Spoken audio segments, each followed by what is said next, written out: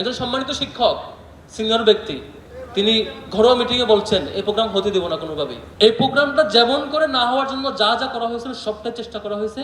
কষ্টের কথা হচ্ছে আজকের এই প্রোগ্রামটি যখন হয়, যখন আমরা ঘোষণা করি তখন আমাদের কাছে ফিলিংস ছিল প্রোগ্রামটা এমন হবে যেখানে প্রোগ্রাম শেষে দেখব 430টা পদে আমাদের কিছু শিক্ষার্থী যেসব প্রতিষ্ঠান বাংলাদেশে কাজ করছে, চাইনিজ প্রতিষ্ঠান, সেখানে খুব হ্যান্ডসাম স্যালারিতে জব পাবেন এবং তারা একটা হাসি মুখ নিয়ে এখান থেকে বিদায় নেবেন।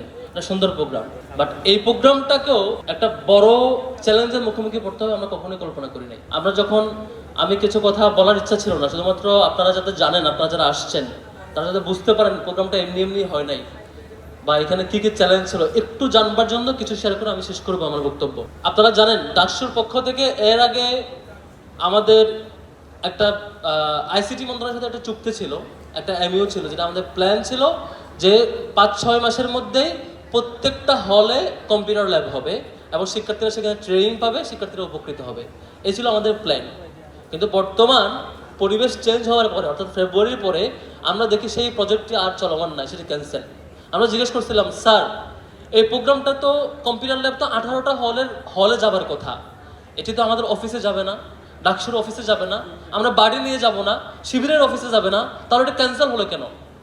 বলছেন যে আমরা জানি না, কিচ্ছু করার নাই, এটা এভাবে চলবে। ঠিক এই প্রোগ্রামটির প্ল্যান যখন আমরা করেছি তখন আমরা ভাবছিলাম সবকিছু ঠিকঠাক হবে। একজন সম্মানিত শিক্ষক সিনিয়র ব্যক্তি তিনি ঘরোয়া মিটিংয়ে বলছেন এই প্রোগ্রাম হতে দেব না কোনোভাবেই। এই প্রোগ্রাম এখন হলে ডাকসুর সুনাম হবে, এখন প্রোগ্রামটা হওয়া যাবে না।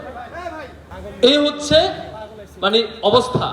এবং এই প্রোগ্রাম না হওয়ার জন্য যা যা করতে হয় দুই একটা পক্ষ থেকে বারবার চেষ্টা করা হয়েছে। আমরা জিজ্ঞেস করছিলাম ফোন দিয়ে যে আপনি যেটা করছেন প্রোগ্রামটা তো আমাদের জন্য করছি না, এখন ডাকসুর 28 জনের কেউ চাকরি নেবে না।